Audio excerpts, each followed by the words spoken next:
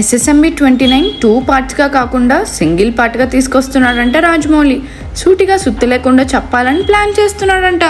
ఆ వివరాలన్నీ చూసుకునే ముందు మన ఫిల్మీ బౌల్ ఛానల్ని లైక్ చేయండి, షేర్ చేయండి, సబ్స్క్రైబ్ చేసుకోండి.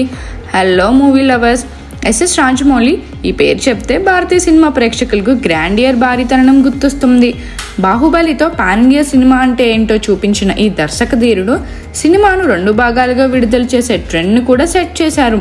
ఆ ప్రయోగం ఆయనకు బ్రహ్మాండమైన విజయాన్ని అందించింది.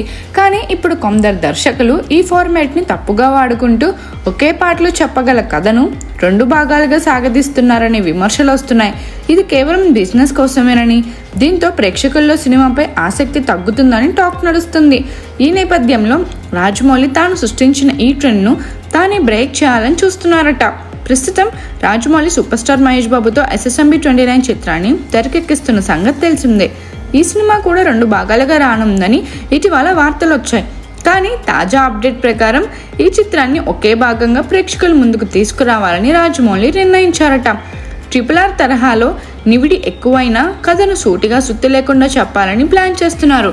ఎప్పటిలానే ఆసక్తికరమైన ఇంట్రడక్షన్, ఉత్కంఠభరితమైన ఇంటర్వెల్, అదిరిపోయే క్లైమాక్స్తో ఈ సినిమాని రూపొందిస్తున్నారని సమాచారం.